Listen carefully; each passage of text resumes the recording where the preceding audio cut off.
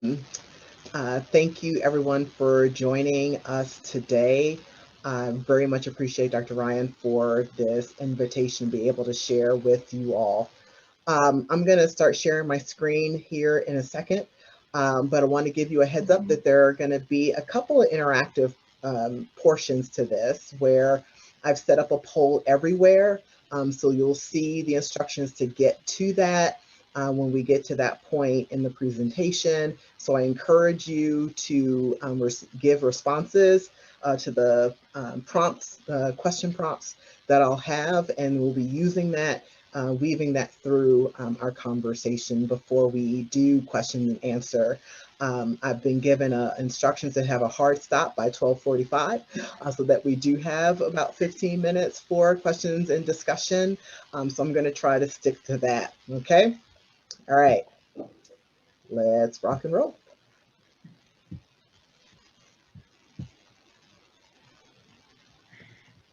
Okay.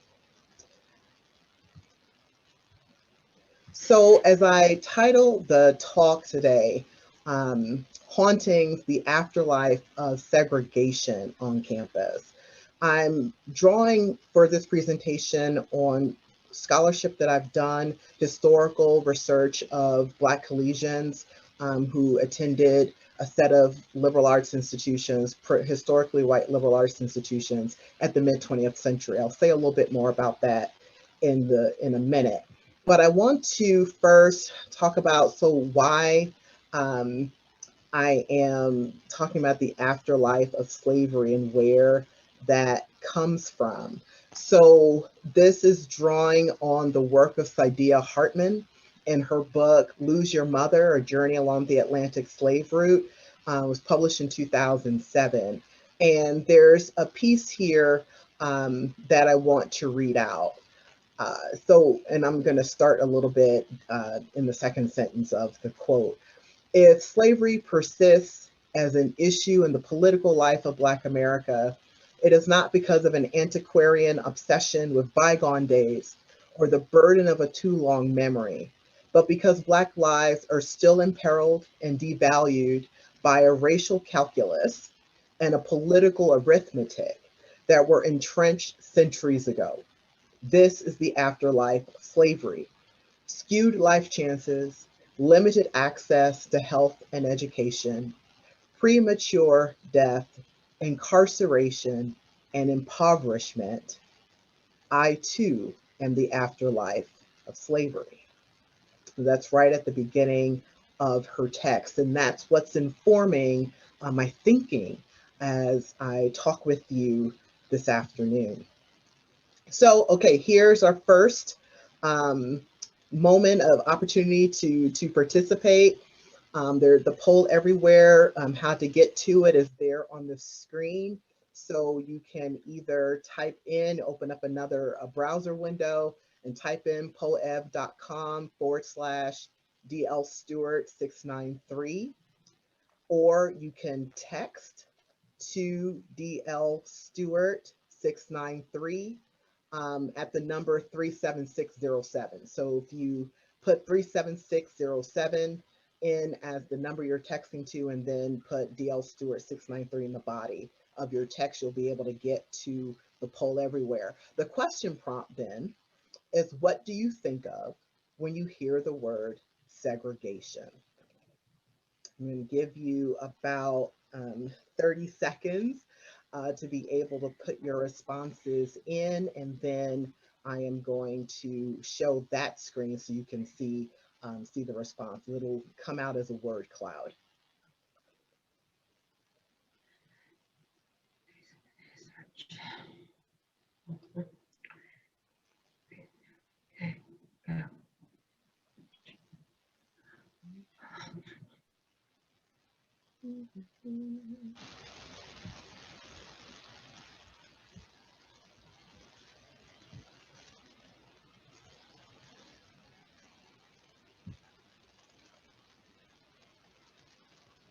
Okay.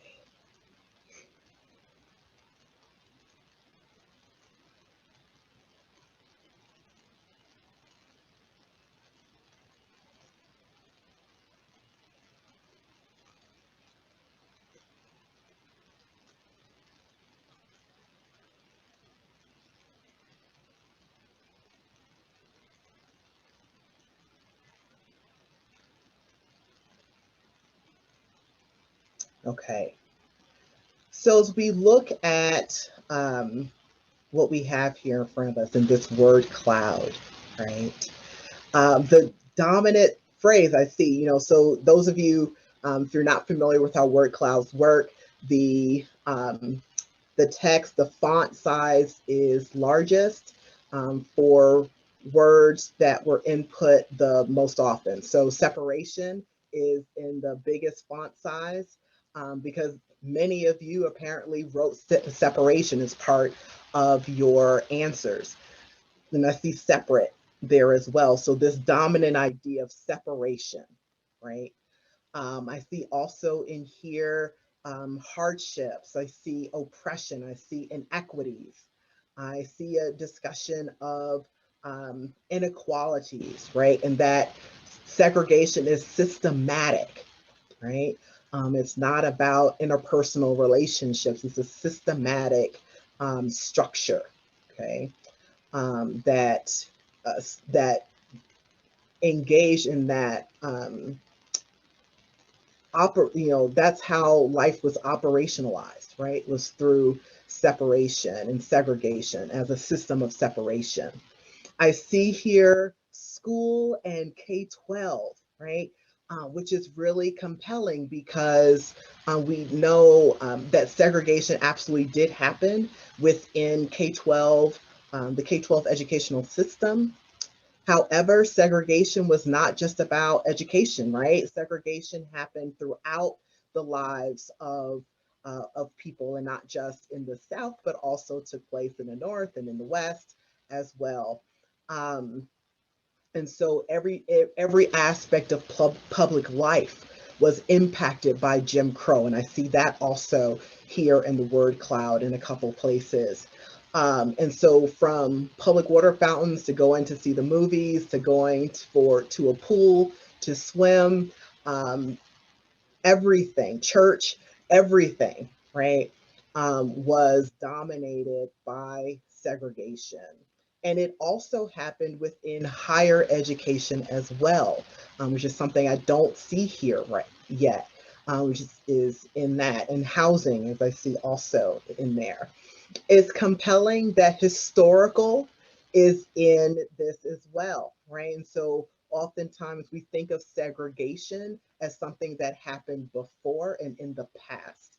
But I also see here present, right? And still, right? And so that's a great recognition that there are ways that segregation is still happening, is still present with us, even if we don't have formal systems of laws that say the races should be separate, right? And segregation, it's important to acknowledge segregation was a system that was instituted by white people, right, to govern the lives of Black people. It also, in certain parts of the country, it impacted Mexican and Mexican American people. It impacted Japanese and Japanese American people, Chinese American people, and Jewish people as well. So segregation, we often talk about only in a Black-white binary, okay? And that certainly was the dominant force of it, was within a Black-white racial binary. However, okay, segregation and the tools of segregation were also used, right, to impact other minoritized racial groups as well as minoritized religious groups as well. So I mentioned Jewish people within that. So let's go back to the PowerPoint, right?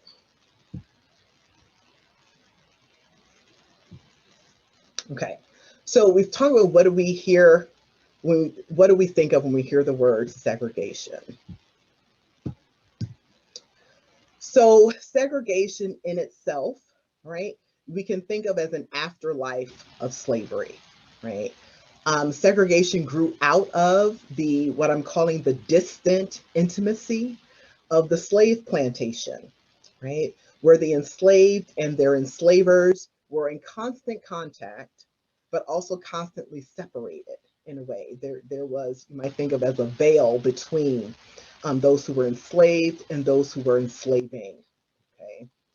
And segregation kind of grows out of that reality, of that system and that structure of enslavement, so that when we had got to the end of the Civil War, we got to the passage of the 13th Amendment, that those systems, the plantation system of slavery, okay, was made unconstitutional.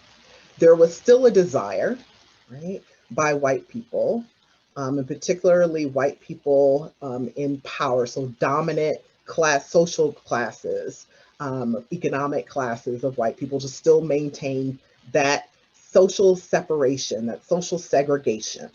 Okay, so we have developing Jim Crow laws, right? So we saw that in the word cloud. Jim Crow laws and customs that sought to maintain that physical separation of Blacks and whites, while also, in a sense, maintaining the intimacy brought by one being in service to the other.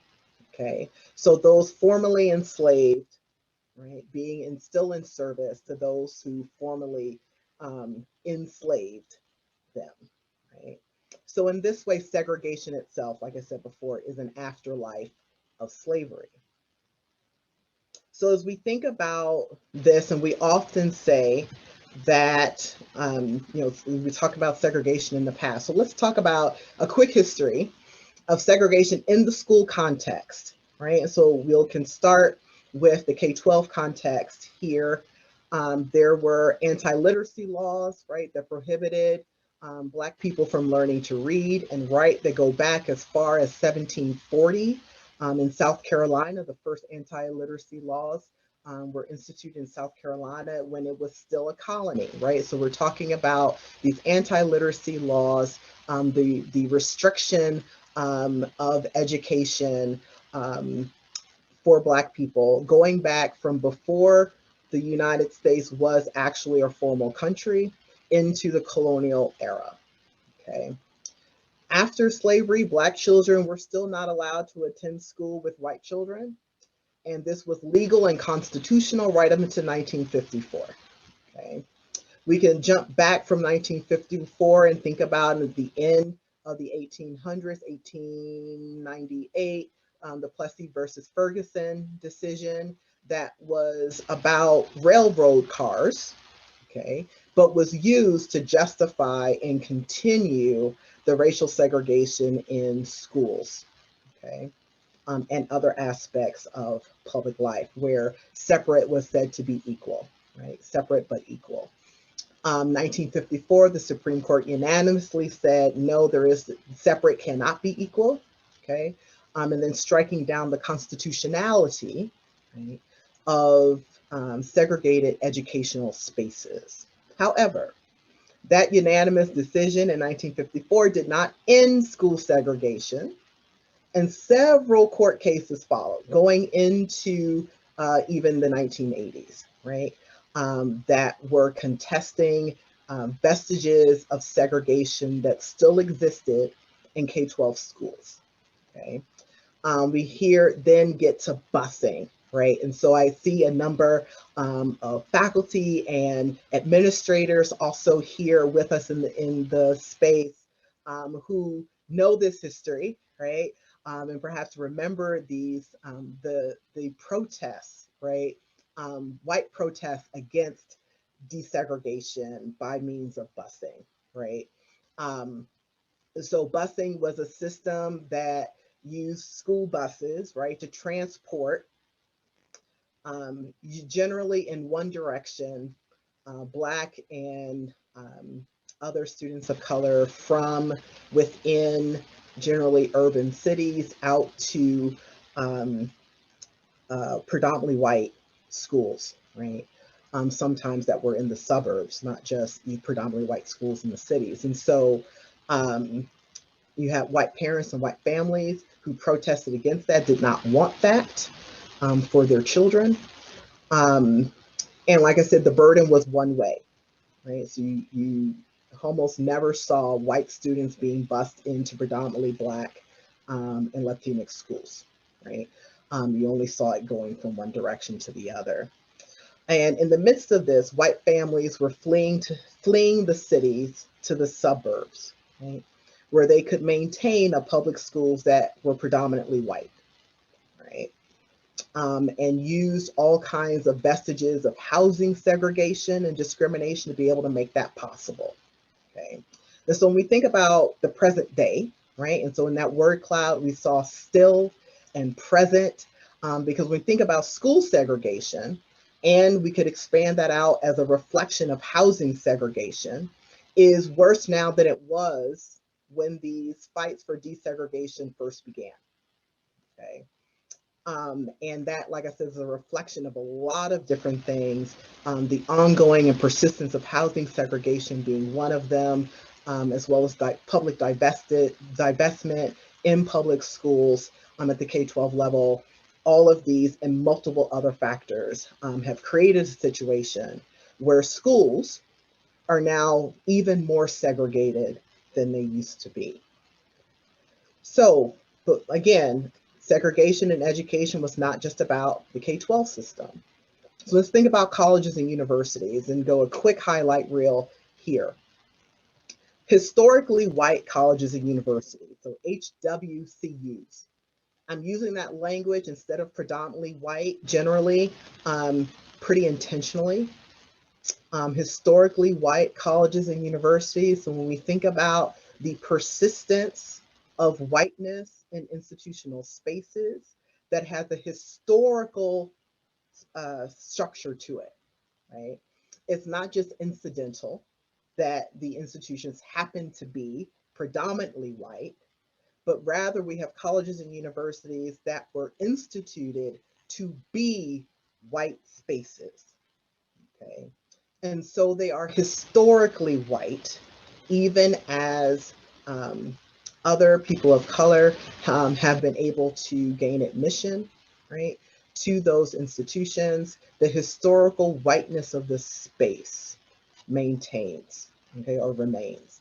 And so that's why I use this language of historically white colleges and universities. But those institutions practice varying degrees of racial segregation, from a total denial of admission based on race, to enforcing racial quotas, which also often included religious quotas, quotas for Jewish students as well, limiting how many Jewish students could be on campus, limiting how many Black students could be on campus, limiting other groups as well.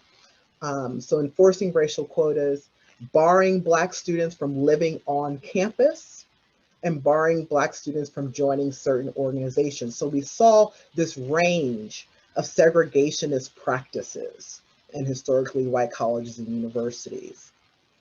At the same time, we come to the founding of private historically Black colleges and universities.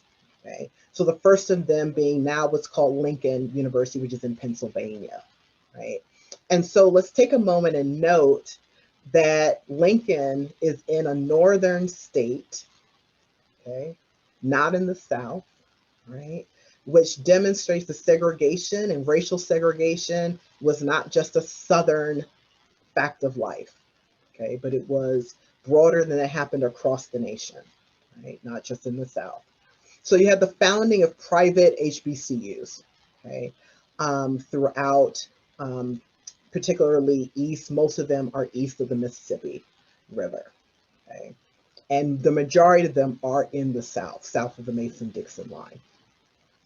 So, but there was no public investment in colleges and universities that were established for Black students until the 1890 Mural Act, okay, which comes to the establishment of publicly funded historically Black institutions because the 1890 Mural Act. So let's step back. Colorado State University, right, often prides itself on being a land grant institution. And land grant institution comes from the language of the first Mural Act in the 1860s, early 1860s. That was instituted and passed by President Lincoln at the time, primarily as a punishment to the South, because the Southern states who succeeded did not get in on this legislated land grab right, of indigenous lands, right? So let's understand the Moral Act as very much an engine for the indigenous erasure and the theft of land, okay, as well as, right, a punishment for the states who succeeded, the southern states who succeeded from the Union, right, which started the Civil War, right? And all of this was masked, right, by a narrative that said we are opening up access to college education to, as it was worded in the 1860s, to the sons of planters, okay, sons of farmers. And so that um, veil, that mask of educational access, right, covers up, right, the political motivations of the Moral Act, right?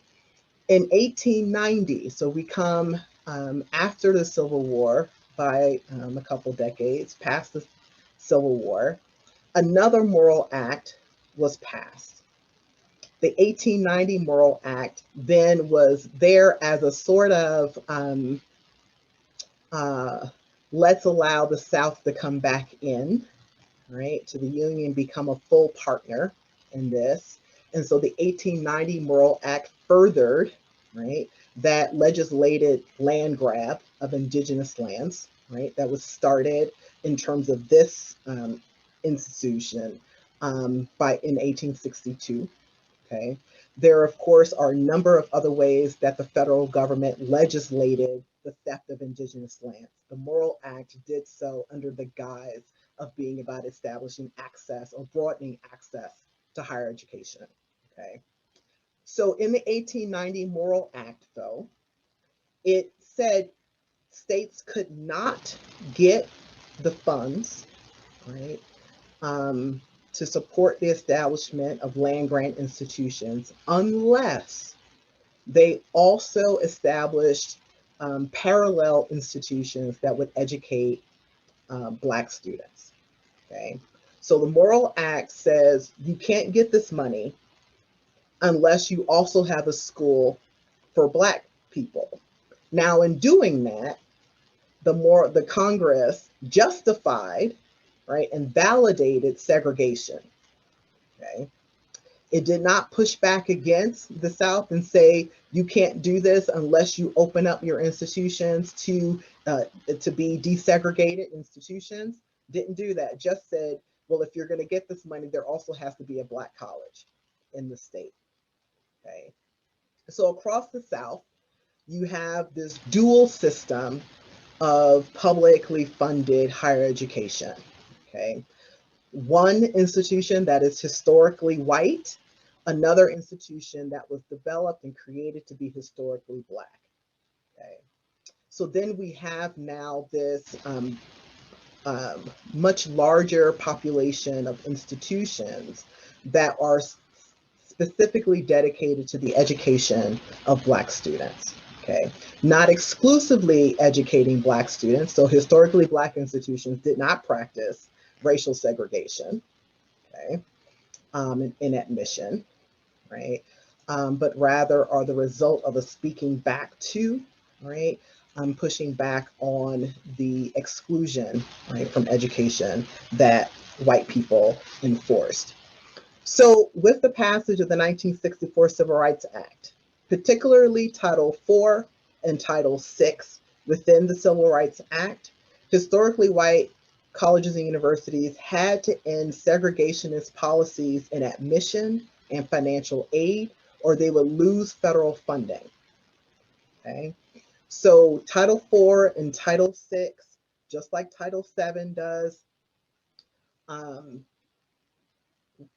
ties compliance, right, with non-discrimination to federal funding, right? So if you get any kind of federal funding, you have to abide by this legislation, okay?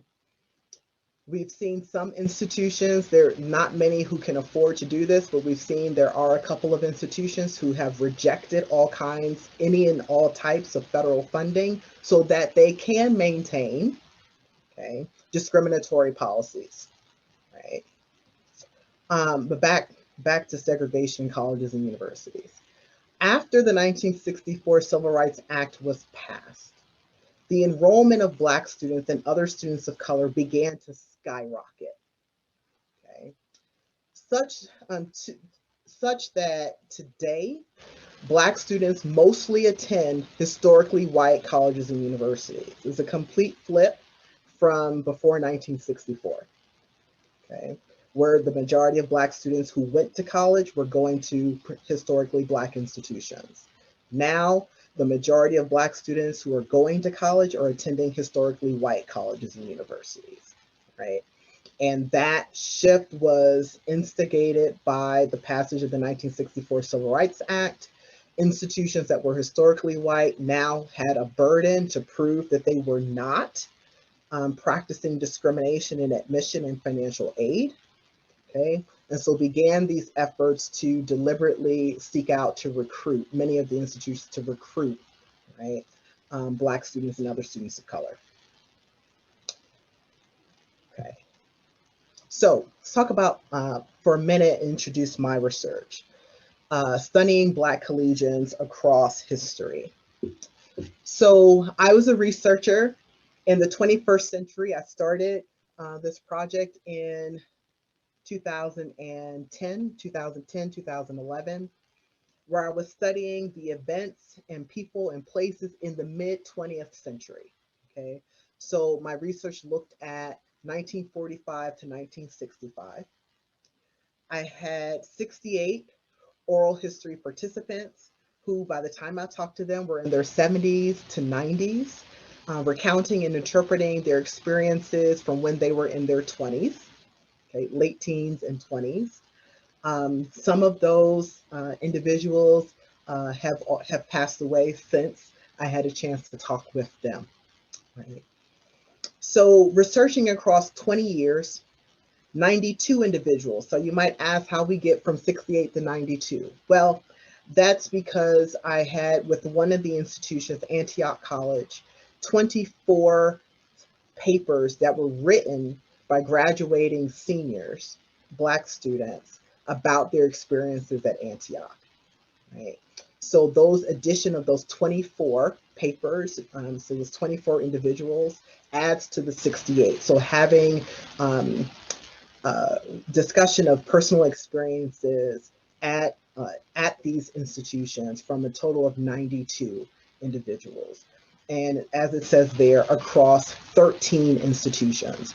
All 13 of these institutions were historically white institutions. They were all private.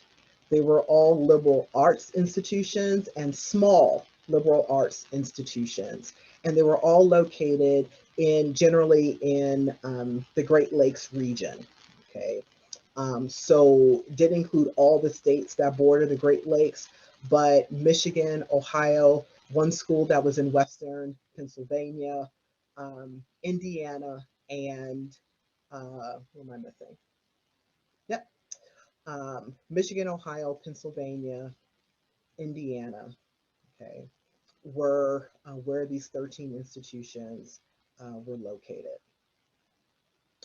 So here we have 20 years of research, 92 individuals, 13 institutions.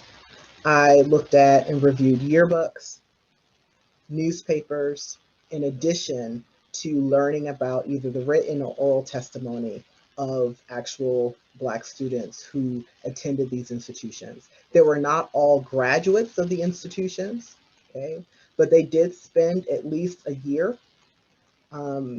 studying at the college, right? So one of the things that I learned from that was that personhoods, who people were, and the institutions, right, are shaped by the historical and societal circumstances in which persons and institutions find themselves, okay? But that's the grounding of the study. So let's talk a bit about segregation and how that shows up in these spaces, right? So marking institutional spaces.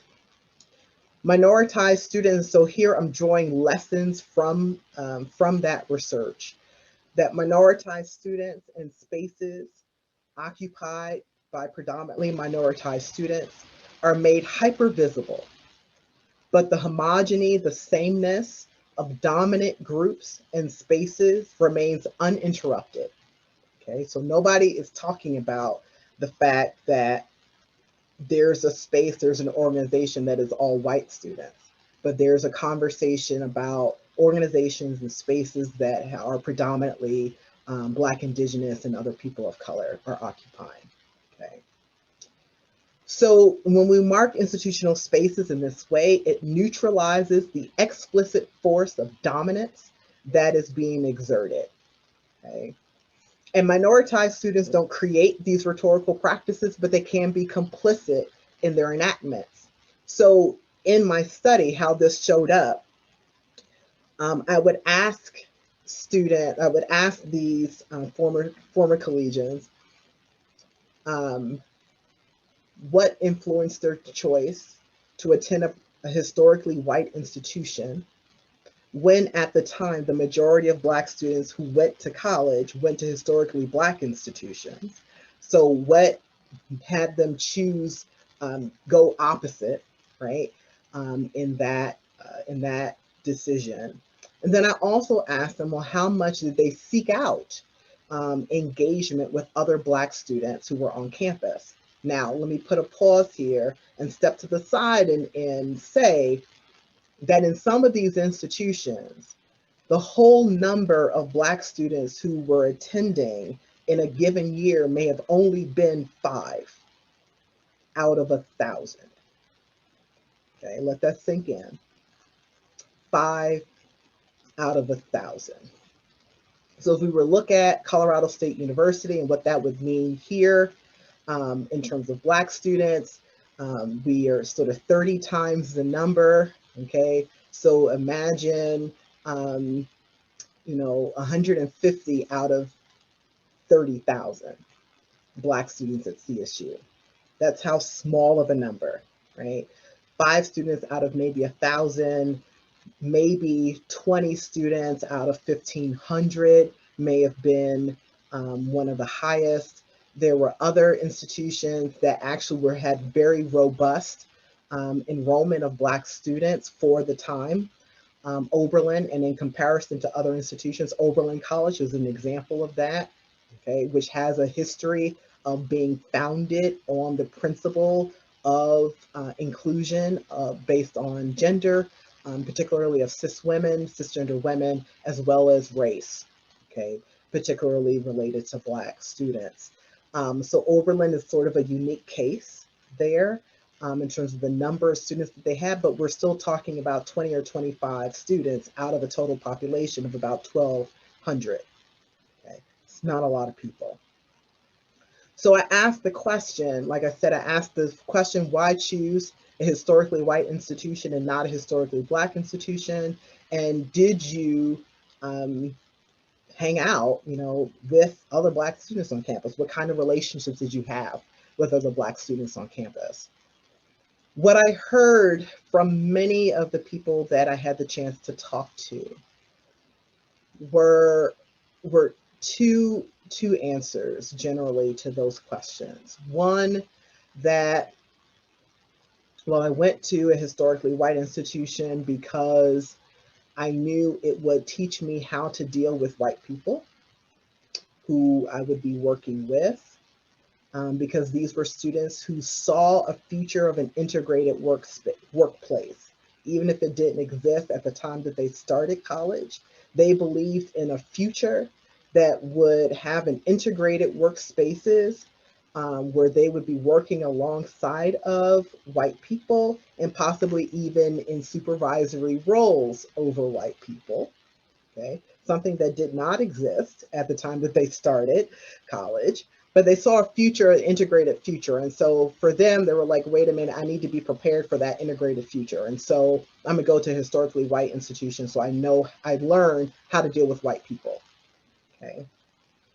Many of the students, I had students from all across the country. They were not majority from the South, but that was often something that I heard from students who were coming from the South and coming from very intense enforcement of Jim Crow laws. Okay, so they didn't have a lot of engagement with white people before going to college.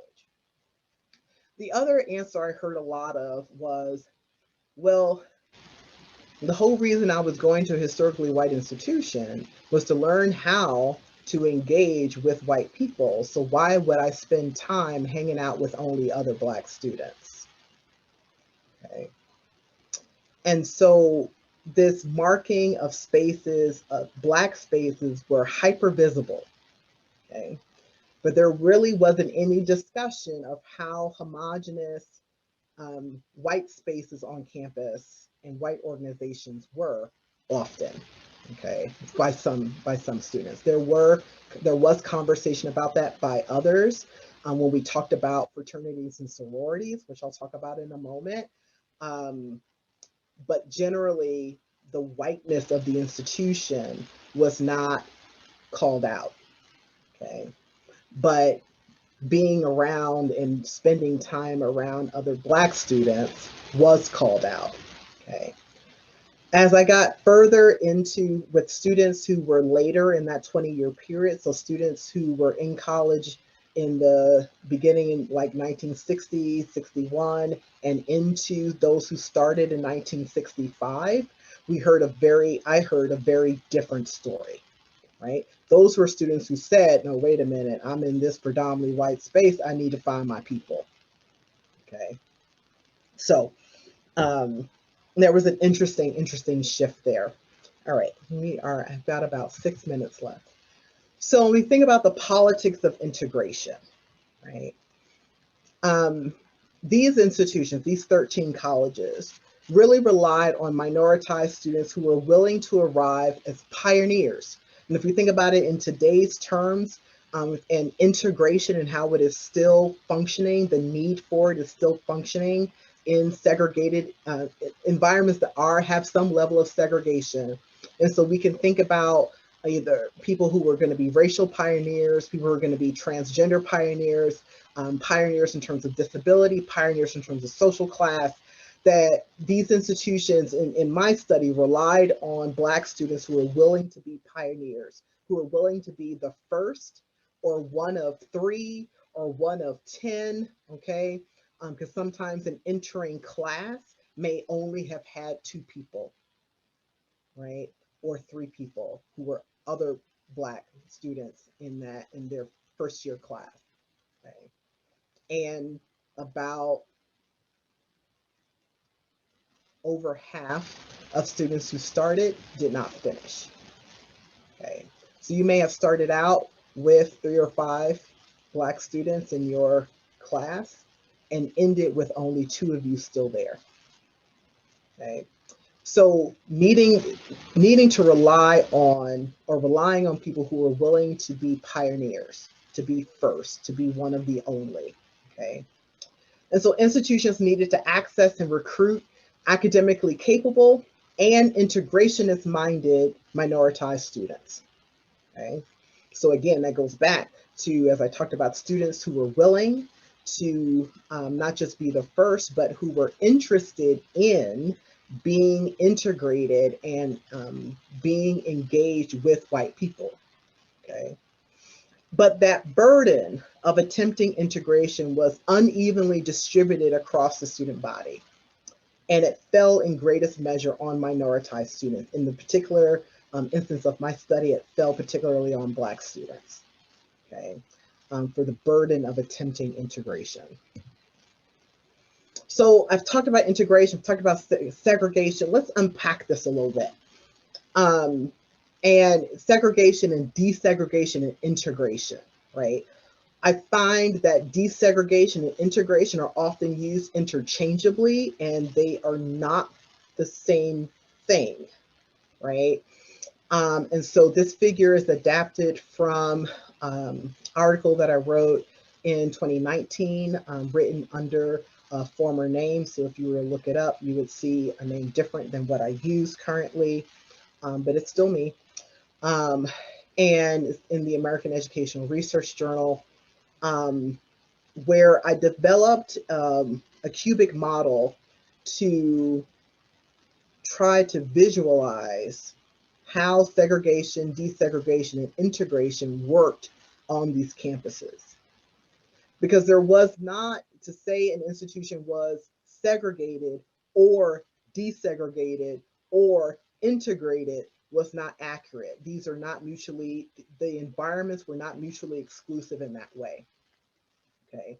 There were some areas on campus that were segregated, other places where you saw desegregation happening. And by desegregation, I'm thinking of where it was no longer approved, it was no longer sanctioned to have a segregated space or to practice a segregated policy. And so the policy was desegregated, but the space and the organization or the campus or this group or whatnot was not necessarily integrated. Okay, so we're really talking about the engagement on equal levels of people across, if we want to talk about specifically race in this instance. Okay, so I looked at those segregated, desegregated, integrated, but I also considered college official policy and laws, official policies from institutions, customs and traditions. And when I say external law and custom, I'm talking about maybe in the city in which the institution was located, in the state, or federally, right? Federal law. And also putting in custom in there as well, right? So in some cities, like for instance in Indiana, which many of my participants who went to the institutions in Indiana referred to it as being up south, right? Which basically points to the fact that even though Indiana didn't have formal Jim Crow laws on the books, it absolutely practiced Jim Crow segregation. Okay, so it was a custom, even though it wasn't an actual law on the books. Okay, so in these three areas, college official policy, college customs and traditions, and then external laws and customs, you see segregation, desegregation, and integration happening differently across those three factors. And then an act, a process, or an instance. Okay.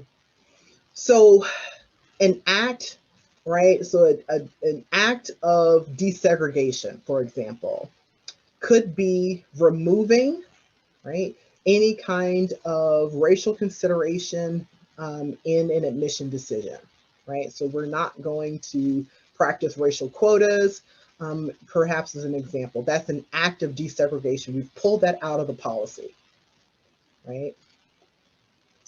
An instance of, let's say, of integration, an instance of integration may be around interpersonal relationships and friendships, okay? And so there were some situations where the Black students I talked to talked about truly integrated social friendship groups, okay? But that was just a space, okay? An instance of integration. And then there were other places where sort of the processes, right? We think about processes of actually bringing people in, desegregating housing situation. It was not, that couldn't happen just by somebody saying we're not going to do that anymore. Okay, the actual process of bringing non-white people into housing on campus was more of a process of doing that. Okay, I said we would talk about fraternities and sororities, right? So many of these institutions, with the exception of two, had either formal fraternities or sororities or a society, a system of societies that were functioned basically as fraternities and sororities, but weren't attached to a national organization and didn't necessarily use Greek letters, okay? to name themselves.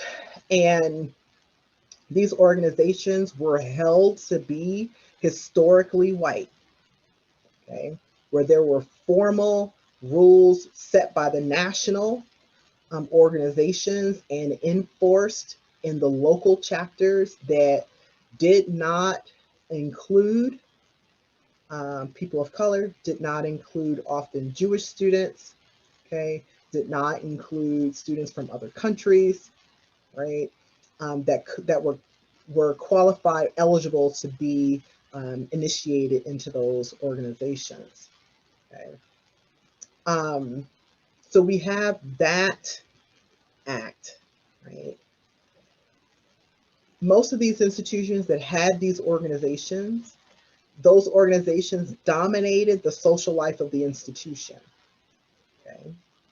They would hold dances, right, on campus that were restricted to members of that organization or those organizations. Now, are you following me?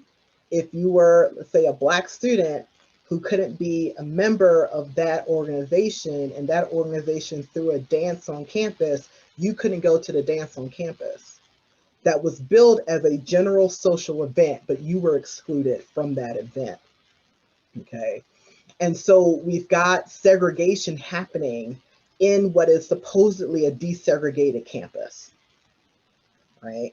So they're not, you can't just talk about a space as only segregated or only desegregated or only integrated.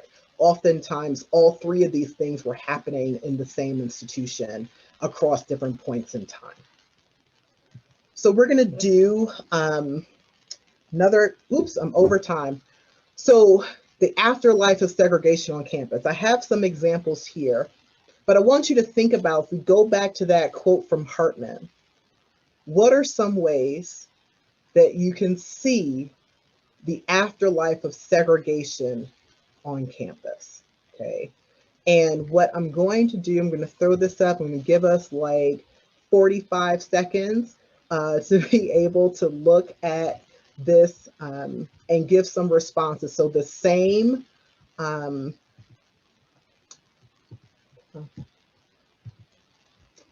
want to look at the same access to this. And we're going to go here. This is a vote up, vote down, okay?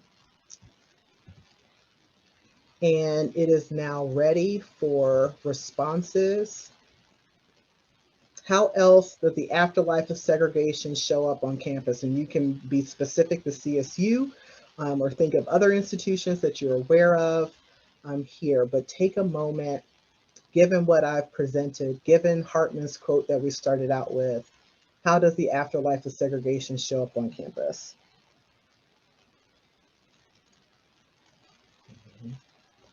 Yep, Greek life spaces that are still segregated, right? Even though there aren't any more formal law policies practiced by those organizations that say that fraternities and sororities are to remain all white.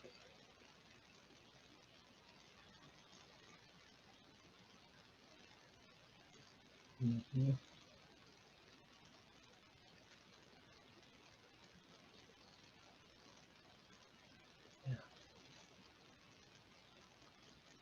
And let's talk about cultural centers here. So how I understand this, and this may not be what the those who are voting on this or input this mean, but cultural centers exist, right?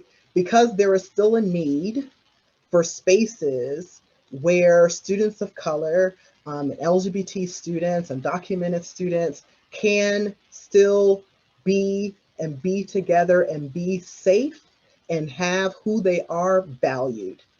And so that is an afterlife of segregation, okay? That there is still the campus as an institutional space still is not reflecting an integrated practice, right? If we even want to use integration as a term, and a whole nother presentation, we could talk about integration. But yeah, hiring practices, this is great. Okay. You can feel free to continue to put stuff in. You'll still be able to see it. But let's go ahead and have a discussion here, and questions and comments. You can go ahead and put them in the chat, and as well as sort of share. And I don't know, Dr. Ryan, if you want to help moderate anything as we do that with the next. Yeah, I can help moderate. So you can, I don't know, is this the hand raising thing, or is that Zoom? I mean, is that Teams? It doesn't matter. Just speak. Teams has the hand raising thing, but folks can put stuff in the chat as well, and we can see going from there. Questions?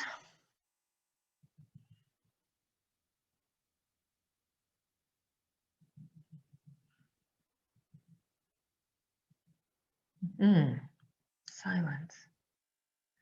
I guess I can start, I suppose. So DL, I don't know if, I'm sure you are aware, you know, the CSU does climate surveys for departments and colleges and whatnot and so forth. I'm always kind of perplexed by when there is something that is about inclusivity and equity, because of the numbers that are not, as you said, the majority, are kind of contributing to the same pool as the more homogeneous majority. It seems that reading the data, and I'm not a big data person, is very problematic, and yet things haven't really changed with how they assess that data. So for example, you know, in a department where perhaps there's only two, you know, non-conforming, people of color, that, you know, rolled into obviously a larger equation, it's going to seem like there aren't issues when in fact there could be. So I guess that's my question to you, is there, have you ever, I don't know, discussed or worked with anybody at CSU about those surveys that, I mean, they happen pretty regularly? Sure. You know, I've had great conversations with folks in Vice President for Diversity's office, who are the ones who roll out the survey and who lead the interpretation of this. And they are looking at sort of what happens in the 2 people out of the 50, right? And what they're saying. There are always concerns, and there is the vulnerability of the loss of anonymity when you talk about publicly that those, you know, here's what these 2 people are in this college, and everybody knows the 2 people in that college are, you know, Jane and Sue, right?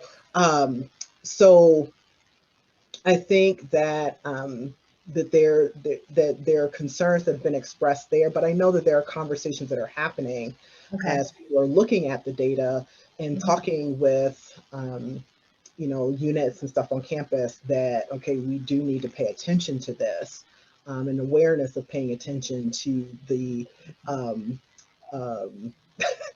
Jane, and those are just the 2 names that came to my head first, that those are, those experiences are valid and they need to be attended to. Absolutely. Okay, great. Yes, thank you. I'm glad to hear that. And with student surveys as well, student senior surveys. Exactly, right? And that's the danger, is that there's, if we say, well, only 32% of people are feeling unsafe on campus, then it's not an issue. And it's like, well, wait a minute. 32% of people are saying they're unsafe on campus. This is something we need to pay attention to. Yeah. Yes. Okay, so we have some questions in the chat. It's one from Cheryl is, after your research, what recommendations would you have for CSU?